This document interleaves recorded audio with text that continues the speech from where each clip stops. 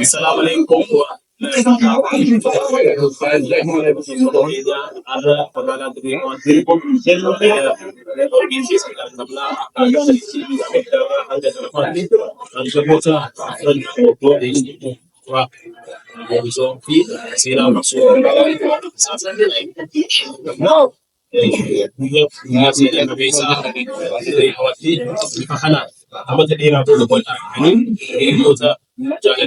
واحد يظل ربين على ولي جدا ورسينا سجل الشهداء وديتي صراحة ونرجع يوم جال الناني أمري ديرا أيام ويتو نجد شغل بنتي دو في galata guddaa biraa qabanii abbootii keenya Oromoo isaan irratti kan duddanne warra mataa isaanii nu qaqqabee nu ol kaasee Oromummaa asiin ga'eedha. Galanni isaanii dachaaniidha. Waan himamuun hin qabu. Rabbi zajaa isaanii haa kafaluuf yennaa jireenya isaanii itti aanu umrii isaanii dachaa lamatti kafalee fi jireenya qananii haa jiraatanii arra biyya abbaa isaaniitti dhaloota dammaqee arra ga'ee arkuun isaanii duufis isaaniifis gammachuudha. Kana fakkaataa baga gammadeen jaanii keer laayifidhaa hiikiyaa. Maaloo jennee dardara akkana kan agartee yeroo san yoo hin yaadanne guyyaa tokko namni dhufee nu duratti akkana suuraa akkanaa nu kaasee yookiin yaadannoodhaaf waan adda addaa wanta waan nurraa qabu dhaloota dabarsuudhaaf ni yaadne nu keessa illee hin dhufne gaafas dhugaa dubbachuudhaaf. Ammoo kana arginu boonni nu dhagayamu daangaan qabu. Wasana hin qabdu gadi gammachuu guddaa keessaan jiraan. Muusaa wajjin gaafa wal bare waan ajaa'ibaati namni sana gartee walalaa ta'uu inni mala hin yaadne. Muhammad Ibrahim Wadaa ijoollee kun bulchaati ilaaligaa. Abdullaa Saksifoon nama Harmaayaati. Akka isaatti of Saksifoon dha'u yeroo sanitti dhugaa rabbii dubbachuudhaaf turre. Turee leencooti qabnaa wallee aadaa ajaa'ibaa agartee naa kanneen taniin ammaan tan raadiyoon Finfinnee keessaa isiin ni jirti ni baasna ammayyi. Akkasiiti waan hedduu nama gammachiisaati amma na bira agartee karaa bitaatiin kan taa'u ijoollee hiriyaa jaalalaa jennee gaafa san yeroo gabaabduudhaaf hiriyaa jaalalaa jennee warra san keessaa yoo bareen Abdurrahmaan Bareentoo yeroo sanitti sirbuudhaaf waan ajaa'ibaa ta'e warra Ilbis warra agartee Jaanii Holidays warra akkana keessa hin jiru nu keessaa isa xiqqoo isa itti aminkin waan Ibraahimidhaan sanuu biraa jiru Ibraahim eenyummaa inaas birooti. Waan akkanaa ture ni qaanfata malee silaa wallise lambar wantaa silaa isaa qaanfata malee. Waan nama gammachiisaati har'aa Suleemaanis hindi booyyeedha ture. Nama booyyeedha jenneeni. Abdurrahmaan Bareentoo keessattuu dhaloonni har'aan tanaa hojiilee keetirraa maaliin si haa yaadatume waan gaafa san dabarsite waan gabaabduu takka nuun jedhi sagaleedhaanis waan takka nuu dhaame. Wallee takka ta'ee qabu Ismaa'il Muhammad katabee walleessa achirra ta'eetiin dadhabee namarra qaanfadhaa walleen jaaluma jaalatan maaluma jaaluma haasawan dubruma dubbiinis dubbuma dubbatan maaluma dubriinis keenyuma dhungatan maaluma yoo dhaban sabrumaa tajattu manguddoo dura jechuu dadhabee Suleemaan Yusufillee mataa keessan dadhabeetiin irraa bu'e. Arragaa waggoota 50 takka booda gara biyya abbaa keetii dhuftee Oromoo gaafa dhiistee deemteefuu arraguu dhuftee agartuu sadarkaa irra turtee dirreen dhawaa akkamitti harkattee miira si dhaga'ame. Wallaahi hedduun bakka cufaatti neerbisaan ta'ee qaamni waan inni ta'e gammachuun an qabu rabbumaa beekan afaan Oromoo tanaa hedduu dhaga'uun turre ala dardabee keenya akka keessanitti jiraa deemanii qaddamanii Muhammad Yusuf gaazexeessaan akka gaarii taqabbalee waan inni godhe galata rabbiin haa galfatu rabbiin bakka tanaan nu ga'ee jechuufi amma gaa yaadumaan qabaa walumaa biyyattii eeggalu. Hundeessitoota afran qalloo keessaa nama tokko keessattuu dibbeedhaan yookaan darbuudhaan jaaza taphachuudhaan nama jalqabaati jechuu ni dandeenya. Warra afran qalloo faadhaati. أنا في أوبريتر في إسماعيل في الله يرحمه جل أبو بكر موسى أنا قلت نوت والدتي كنت في ولدت في دي أبغى أما تنتبه أبغى أجرب أما كمان فيك الحمد لله أكو والقوم Adiroo shantam qabsaawaa qeeroo ganamaa hundeessitoota afran qalloo keessaa tokko abbaa hojii hedduuti. Arragaa namoota jaarraa fi ilmoo waliin qabsaawee lubbuun hafan namoota lama moo sadeen hafan keessaa nama tokko ammallee rabbiin umrii fi fayyaatti siif haa ta'u nama Itoophiyaadhaa wallisaa afaan hundaa wallisu dura nama haadhaaf galata galchee ammas nama walqixxummaatti amanu abbaa fi sirbee galata lachuutu galche shantam shubbisaa baga jiraatte. Baga jiraatte. Arra hiriyoota kee ganamaa harkatteeti jirtaa maaltu si dhagahame nutti himime. Yaa boolaal namni dubbii sirra beeku waan dubbattu si duraa fedhu. Namni dubbii gartee waan dheedhaa tokko waan dubbattu si duraa fedhu. Tokko immoo waan dubbatte si duraa waan ni godhaa'oo qoysa. Ani ma hayyoota kanarratti wahiin ida'aan waan hin malle. Maaliif nama narra beeku nama narra hayyoo kanneen biratti humaan taaneen na dura dubbatu.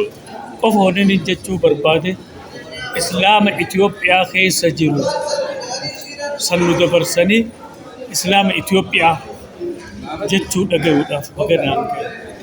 Obboleeyyan kee dubbattellee wal arkoo wal qunnamoo biyya gaaf tokko imimmaan dhiigaan addan taane facaasaa if booda laalaa mukaaf citaa buttuu fi bulgul dhiibachaa dheefnee keessanee keessaa baanu keessatti har'a aanota kiyyaa wajjin bilisummaa qilleensa bilisummaa keessatti argamuun rooniin ajjabduu jiru. Gaafaan adeemne gaafa nuti baane hin jirtan warri gaafa nuti baane abbootiin isaaniitu gargaraa akkanatti qaraatanii bakka geessanii yaada keenya nu gaafachuun hedduu na boonsu hedduu na gammachiisa. Hangam jiruun bareedduudhaan agarsiisa baga kiyya taate baga isin cufte hootaatanii galatoon. Waan takkaanii ta'uu fadha.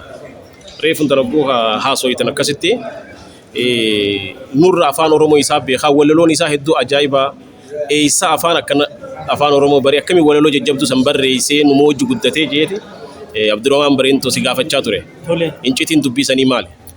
Incitiin beekuuti ammoo ittumaan dhufe'anii afaan Oromoo kan jettan kanallee dhugatti hin beeku wiliin baraan jechuu jira. Bilaasha mana jejjan malee wallisoota miiqaan tam kanarra caaluu jira. Wallee gaatii matana rabbi xiiba dibe malee walaloo jajjabduun katabattillee if hin beeku. Garuu qooda antummaa kanaa ka'innage galanni kiyya dachaa. Amma dhiyeenya kana sirba haaree dalaydee jirta. Dhaloonni kun sirboota kee akka irraa baruuf dhaamsa kee maal dabarfatta? Wallaahi rabbiin na shaahida takkaa sirbeen beeku. Ni walliste. Ni walliste. Ani wallisa isin dardaraatti sirba.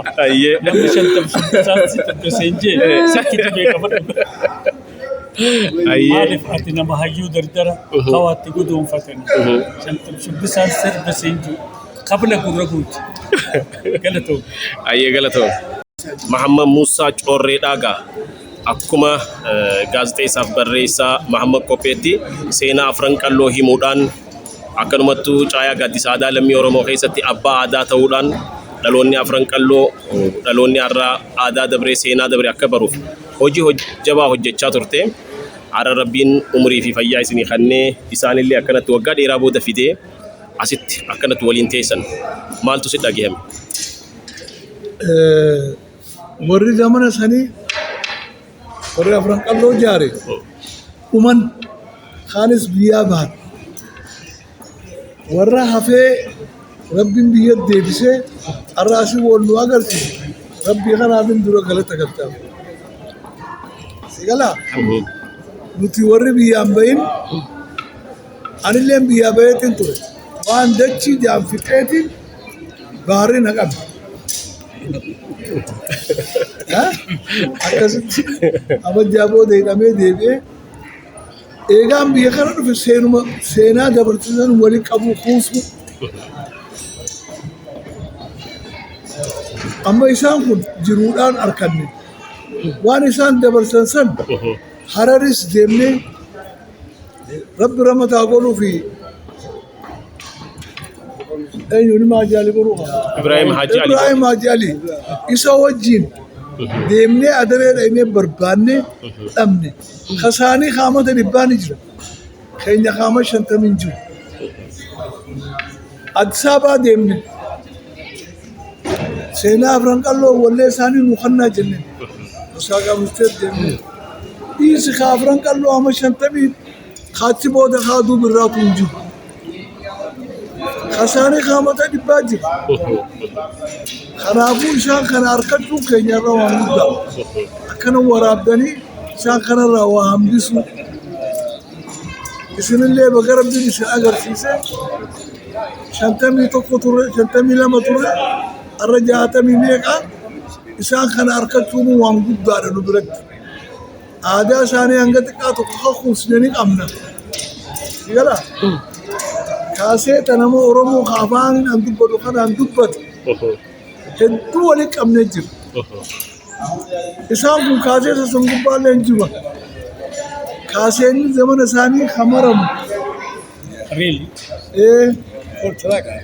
arra isaan kun harkachuun waan guddaadha isaanis baga rabbi umrii isinii kanneen asin ga'e baga rabbi asin isin ga'e seenaa teessan galata keessan rabbumaa isinii galta malee warri keenya min afaan kana dubbatu ammallee irra guddaa irra jira rabbi irri baa kaasu galatooma.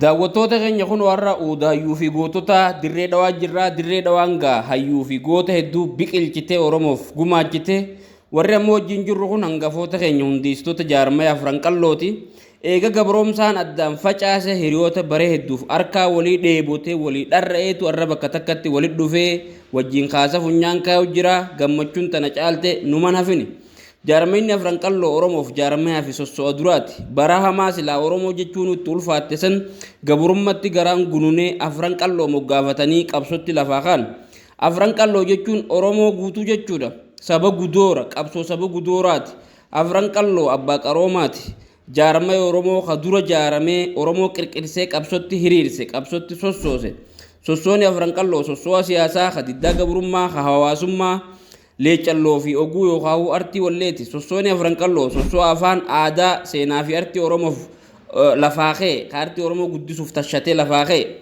qaanqeen jaarmaya afran qalloo irraa facaate Oromoo fi Oromiyaa hunda wal geessee wajji jijjiiramte fororsi qabsoo ka afran qalloo irraa ka'e jirkaa roobii galaana qabsoo xinneesse ergaan isaa walleen dhukaasa waraanaa caaluu ragaa baate kun warra isaanii wajjin shaashambaa jennee seenaallee irraa guduunfatu jirra hayyoonni asitti argitan kun warra jaarmaya afran qalloo ka urjii bakkalchaa bu'ure gariin isaanii miseensota urjii bakkalchaa kaanis hiriyaa jaalalaatii fi tokkummaa jaalalaa yookaan maskooffaa keessa turan Ismaa'il Muhammad Adam adeeroo Ismaa'il hundeessaa fi hoogganaa jaarmaya afran qallooti warra urjii bakkalchaa hundeesse akkasumas walaleessaa yeedaleessaa wallisaa barruudaa fi hayyuu afaaniiti akkasumatti illee barruudaa barree qaanqee keensaa kadhiyeenya kana eebbifameeti Khattiyaanu Suleemaan Yuusuf miseensa hundeessitoota urjii bakkalchaa keessaa nama tokko Suleemaan Yuusuf gaa urjii bakkalchaatiif nama dibbee dhawaa ture seenaan isaa jabduudha jechuudha Khattiyaan wallisaa shantam shubbisaadhaa shantam gaa hayyuu qara sadiiti qabsoo wallee fi afaan keessattis qooda guddaadha qabaachaa ture akkasumatti illee miseensa qeyroo ganamaa walaleessaa wallisaa fi hayyuu afaaniiti Khattiyaanu bareentos kunoogaa daansiin beekamaa wallisaadhaasii akkasumatti illee waltajjii fi lafattis daansii taphachuun urjii bakkalchaa bashannansiisaa ture daansii miidhayduu nama harkiftu taphachuun gaafa san keessatti daaddaan qabu jechuudha Khattiyaanu correedha correenis gaa warra gaafa san akka ergannootti kursiifaa fiduu maqaarra barreessuu fi waa hedduudhaan urjii bakkalchaa tajaajilaa ture kuusa seenaa nama isaan keessatti illee seenaa fi qooda hojii guddaa qabu nama roga hundaan gumaata godhaa ture jechuudha isaan kun warra arra lubbuudhaan nu jiru warra wareegamaa fi faca'iinsarraa hafee arra eegee jechuudha isaan kana malees warri waajibir hundeessitoonni urjii bakkalchaa waa xiqqoo hafanii jiranii tahullee arra hin jiranii Ali Shabbootis Austraaliyaa jira osoo akkanatti isaan biratti argamee gammachuu tana wajjin qooddate daran namatti tola. Ali Shabbootis gaa hundeessitoota urjii bakkalchaa keessaa nama tokko akkasumatti illee wallisaa yeedalee isaa fi ogeessa meeshaa muuziqaati.